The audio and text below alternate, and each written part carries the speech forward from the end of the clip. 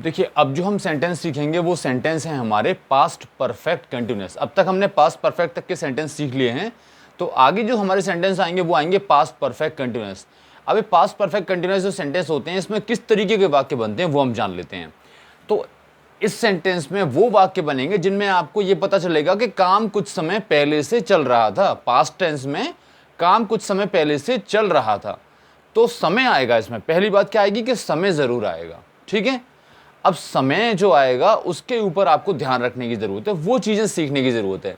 तो टेंस कराने से पहले मैं आपको समय के बारे में बता देता हूं कि जो इस टेंस में समय आएगा, वो समय जब हम लगाते हैं, इंग्लिश में लिखते हैं जब समय, तो उससे पहले हम दो में से एक चीज लगाते हैं। उस समय से पहले या तो लगाते हैं सिंस और या फिर लगाते हैं फॉर। इन दोनों में से एक चीज हम लगाते हैं, ठीक है। या तो सिंस लगाते हैं या फॉर लगाते हैं। अब सवाल ये उठता है कि कब सिंस लगाना है और कब फॉर लगाना है। तो बड़े आराम से इस चीज को समझिए, सिंस कब लगाना है, फॉर कब लगाना है, ठीक है। तो सिंस लगता है कब, जब समय होता है आपका निश्चित। कैसा समय होता है, जब निश्चित समय होता है तो हमारा क्या लगता है, वो सिंस लगता है उससे पहले। और जब अनिश्चित समय होता है तो क्या लगता है, फिर लगता है हमारा अनिश्चित समय से पहले लगता है फॉर, ठीक है। ये हमें यहां पे चेक करना है कि कब फॉर लगेगा और कब सिंस लगेगा, ठीक है। तो बस हम ये चेक करेंगे कि निश्चित समय कैसा होता है, तो अनिश्चित अपने आप निकल आएगा। निश्चित समय वो होता है, ध्यान सुनिएगा, निश्चित समय वो होता है जो अपने चक्र में एक बार आता है। चक्र, चक्र मीन्स गोला, सर्किल, जो अपने चक्र में एक बार आएगा उस समय को हम निश्चित कहेंगे, एक बार। तो हर तरीके के समय का एक गोला होता है, एक चक्र होता है, एक सर्किल होता है। जैसे मान लीजिए हफ्ता है, ठीक है, तो हफ्ता होता है 7 दिनों का, ठीक। तो उसमें 7 दिन होते हैं, ठीक है। तो 7, 6, 5, 4, 3, 2, 1, ये 7 दिन का एक गोला है, ठीक है। तो इसमें हफ्ता बन जाता है। अब इस गोले में हर दिन कितनी बार आता है, केवल एक बार आता है। सोमवार एक बार आएगा, मंगलवार एक बार आएगा, बुधवार, शुक्रवार, शनिवार, इतवार, हर दिन एक ही बार आता है। तो अपने चक्र में हर दिन एक बार आता है। इसका मतलब जो हफ्ता हो गया वो निश्चित हो गया, हफ्ते के सारे दिन जो हो गए वो निश्चित हो गए।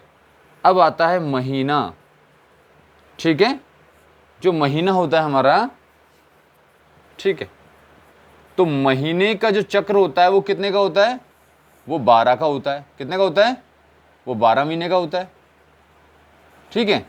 और उन 12 महीनों में जो हर महीना आता है, ठीक है, जो हर महीना आता है वो कितनी बार आता है, एक ही बार आता होगा, जाहिर सी बात है।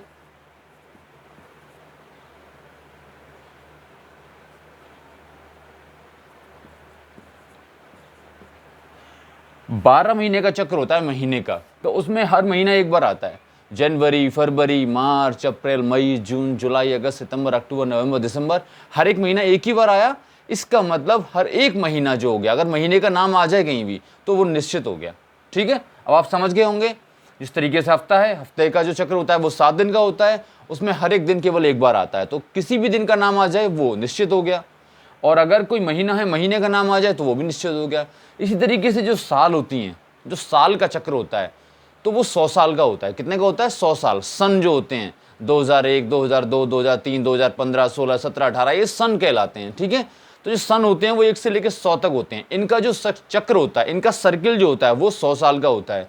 तो हर 100 साल में हर सन एक बार आती है कि 2 बार आती है, जाहिर सी बात है हर सन एक ही बार आएगी। तो अगर किसी भी सन का नाम आ जाए, सन आ जाए कोई, ठीक है, जैसे 2016 आ गया, अगर कोई भी सन आ जाए तो वो निश्चित हो गया, ठीक है, वो भी निश्चित में आएगा।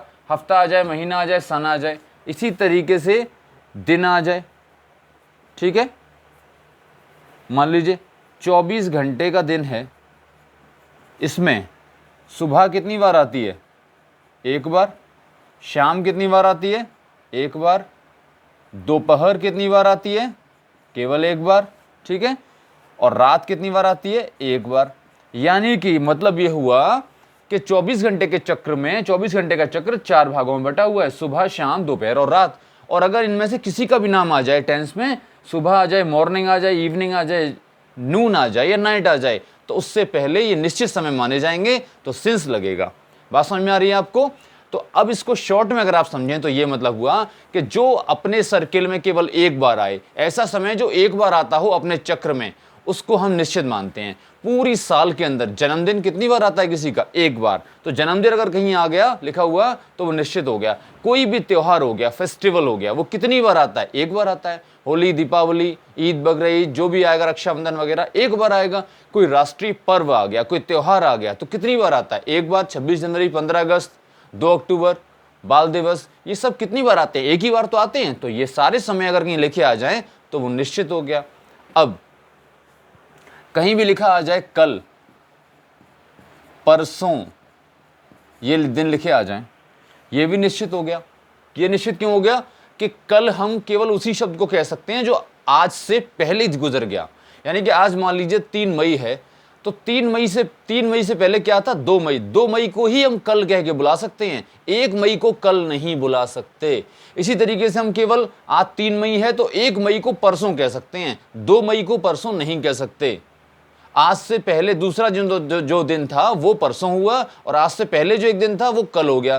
तो ये निश्चित शब्द हैं। तो कहीं भी कल लिखा आ जाए, परसों लिखा आ जाए तो ये भी निश्चित समय में आते हैं। इनसे पहले भी इंग्लिश में सिंस ही लगता है।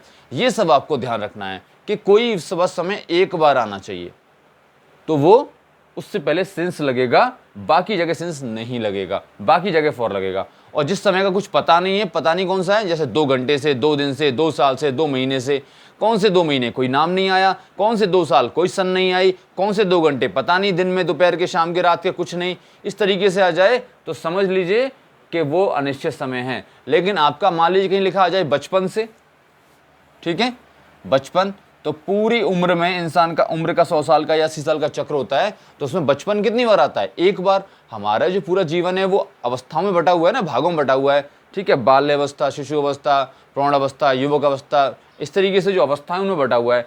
तो बचपन जो होता है वो एक बार आता है, ठीक है। तो बचपन शब्द आ गया तो ये भी समय है, तो ये भी निश्चित में आएगा। इससे पहले भी जब आप सेंटेंस बनाएंगे तो आपको सिंस लगाना है, फॉर नहीं लगाना है, ठीक है। बाकी जगह 2 घंटे से, 2 दिन से, 2 साल से, 2 महीने से, ये सब जहां भी आ जाए तो समझ लीजिए वहां पे आपको फॉर लगाना है। 2 मिनट से, 2 सेकंड से, 2 घंटे से तो फॉर लगेगा, बाकी जगह सिंस लगेगा। उम्मीद है ये आपको अच्छी तरीके से समझ में आ गया होगा। अब जब सेंटेंस करेंगे तो आपको इन चीज़ों का ध्यान रखना है। बाकी वीडियो आपके पास रहेगी तो आप कभी भी इसको आराम से देख सकते हैं, ठीक है। अब जो अगली बात है वो हम नेक्स्ट वीडियो में करेंगे।